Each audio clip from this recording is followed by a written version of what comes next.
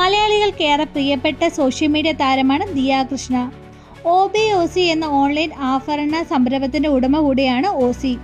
സ്ഥാപനത്തിലൂടെ ആഭരണങ്ങളും സാരികളുമാണ് ഇവിടെ വിൽക്കപ്പെടുന്നത്.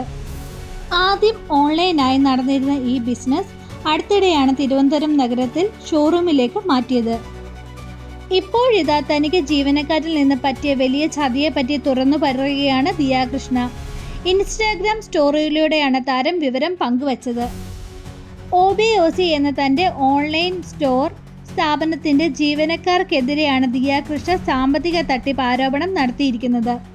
പേയ്മെൻ്റായി ബന്ധപ്പെട്ട് വലിയ തട്ടിപ്പ് നടന്നെന്നാണ് പരാതി.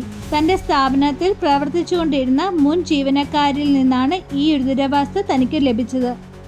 മുൻ ജീവനക്കാരായ വിനിത ജൂലിയസ്, ദിവ്യ ഫ്രാൻസിസ്, രേണു എന്നിവർ 1 വർഷത്തോളം തട്ടിപ്പ് നടത്തിയിരുന്നുവെന്നും ഇപ്പോഴാണ് താൻ അത് അറിയുന്നതെന്നും ദിയ കൃഷ്ണ പറയുന്നു.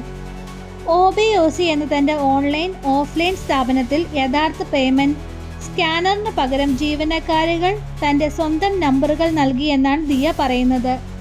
പ്രീമിയം കസ്റ്റമേഴ്സിൽ കേന്ദ്രീകരിച്ചുകൊണ്ടായിരുന്നു ഇവർ പ്രധാനമായും തട്ടിപ്പ് നടത്തിയത്. ഒരാളിൽ നിന്നും 50,000 രൂപ വരെ ഇവർ തട്ടിയെടുത്തിട്ടുണ്ട്. നിരവധി കസ്റ്റമേഴ്സിനെയും തന്നെയും ഇവർ ഇത്തരത്തിൽ പറ്റിച്ചിട്ടുണ്ട്. സ്കാനർ വർക്ക് ആകുന്നില്ല എന്ന് പറഞ്ഞുകൊണ്ടാണ് ഇവർ സാധനങ്ങൾ വാങ്ങിയവരോട് തങ്ങളുടെ നമ്പർ പണം അയക്കുവാൻ ആവശ്യപ്പെട്ടത്, ദിയ പറയുന്നു. കൂടാതെ ഗർഭിണി കൂടെയായ തന്നെ ഈ രീതിയിൽ വഞ്ചിക്കുവാൻ ശ്രമിച്ചത് ഏറെ വേദനിപ്പിച്ചുവെന്നും ഗർഭിണിയായ ഒരു സ്ത്രീയാണ് അവൾ ഇത്രയും നാൾ പറ്റിച്ചത്. ഞാൻ ആശുപത്രിയിലായിരുന്ന സമയത്ത് പോലും അവർ ഈ തട്ടിപ്പ് തുടർന്നു, ദിയ പറഞ്ഞു. ഈ സംഭവത്തിൽ പശ്ചാത്തലത്തിൽ ജാഗ്രത എന്നവണ്ണം മുൻ ജീവനക്കാർ യഥാർത്ഥ QR കോഡിന് പകരം സ്വന്തം നമ്പറുകൾ നൽകുന്നുവെന്ന് എല്ലാവരും ജാഗ്രത പാലിക്കണമെന്നും ഒരു സ്റ്റോറി ദിയ കൃഷ്ണ പങ്കുവച്ചിരുന്നു.